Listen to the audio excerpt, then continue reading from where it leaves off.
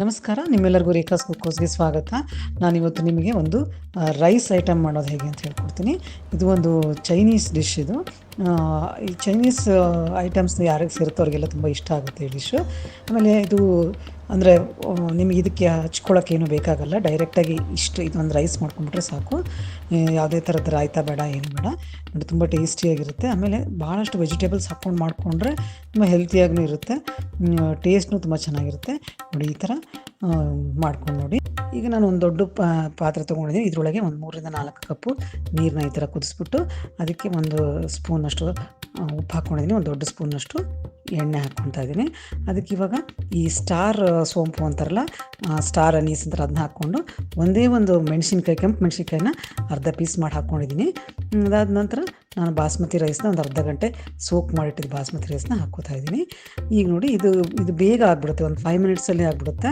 ನೋಡಿ, ಈ ಥರ. ಈಗ ಅದಕ್ಕೊಂದು ಸ್ವಲ್ಪ ಅಂದರೆ 100% ಕುಕ್ ಆಗಿರಬಾರ್ದು, ಒಂದು ಸ್ವಲ್ಪ ಇದು ಗಟ್ಟಿತನ ಇರಬೇಕು ಅದರಲ್ಲಿ.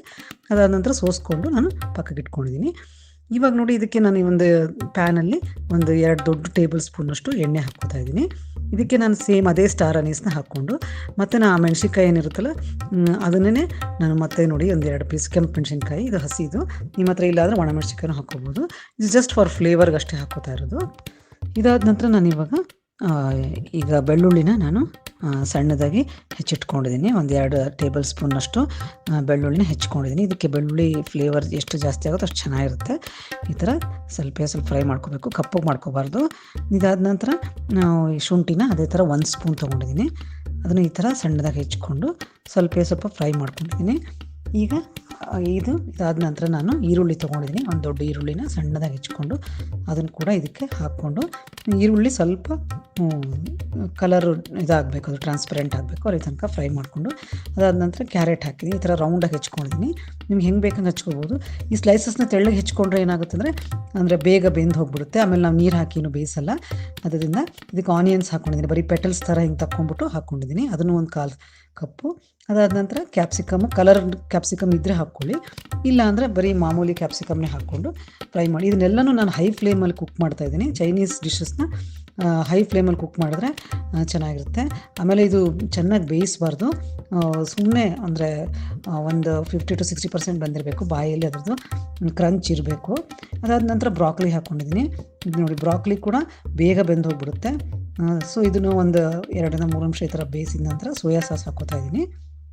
ಅದಾದ ನಂತರ ಈಗ ನಾನು ಒಂದು ರೆಡ್ ಚಿಲ್ಲಿ ಸಾಸ್ 1 ಸ್ಪೂನಷ್ಟು, ಒಂದು ದೊಡ್ಡ ಸ್ಪೂನಷ್ಟು, ನಿಮ್ಗೆ ಖಾರ ಎಷ್ಟು ಬೇಕಷ್ಟು ನೀವು ಹಾಕ್ಕೋಬೋದು.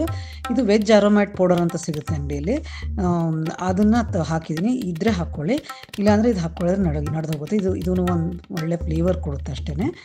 ಇದು ಚೈನೀಸ್ ಐಟಮ್ಸ್ಗೆಲ್ಲ ಹಾಕ್ತಾರೆ ಈಗ ಅರೋಮ್ಯಾಟ್ ಪೌಡರ್ ಅಂತ. ಸೊ ಇದಾದ ನಂತರ ನಾನು ಒಂದು 2 ಕಪ್ನಷ್ಟು ನೀರು ಹಾಕ್ಕೊಂಡಿದ್ದೀನಿ. ನೀವು ನೀರನ್ನು ನೋಡ್ಕೊಂಡು ಹಾಕ್ಕೊಳ್ಳಿ. ಅನ್ನಕ್ಕೆ ಅಂದರೆ ನಿಮಗೆ ಅದಕ್ಕೆ ಸರಿ ಸಮನಾಗೋಷ್ಟು ಪಲ್ಯ ಅಂದರೆ ಬೇಕಾಗುತ್ತಲ್ಲ, ಅದಕ್ಕೆ ತಕ್ಕಂಗೆ ಹಾಕ್ಕೋಬೋದು.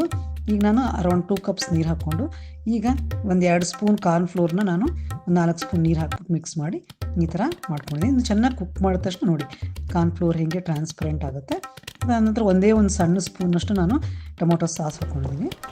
ಈಗ ಇದನ್ನೆಲ್ಲ ಚೆನ್ನಾಗಿ ಕುದ್ದಿದೆ ನೋಡಿ, ಈಗ ರೆಡಿ ಆಗಿಬಿಟ್ಟಿದೆ ಇದು ಪಲ್ಯ.